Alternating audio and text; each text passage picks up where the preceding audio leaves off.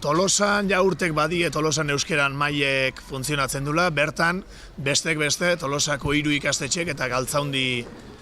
elkartzegea eta bertatiken antolatutako egitasmo bada. Euskal Herrin azken aldin ikusten aigean esperientzitan edo oinarrituz eta fokue jarriz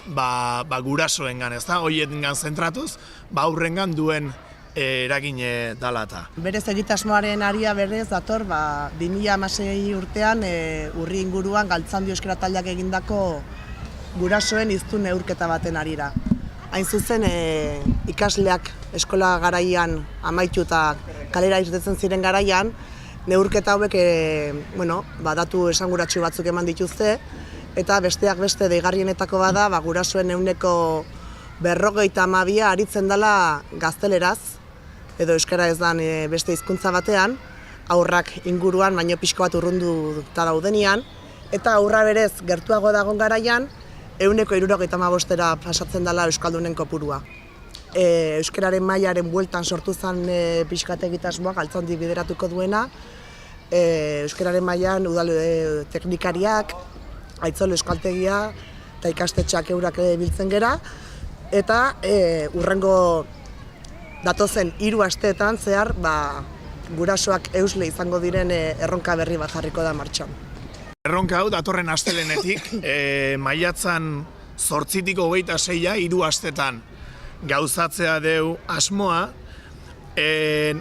guraso eusle deitu dieu arrazoi bategatik eta da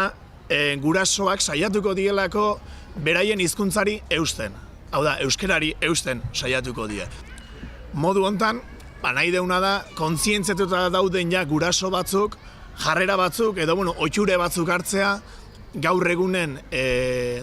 geroz eta elkarrizketa gehiago gertatzen die, batzuk euskeraz bestek erderaz, eta hizkuntza nora ez baten askotan ibiltzea, edo baita ere gertatzen da, jende askok naiz eta baina euskera ulertu, erderaz hitz egiteko ohiturek daudela, eta hor pixka bat, batzuk gure asmoa da, batzuk aktibatzea,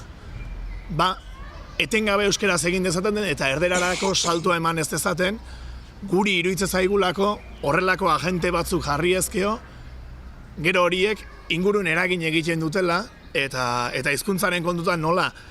inkontzienteki askotan jokatzen deun,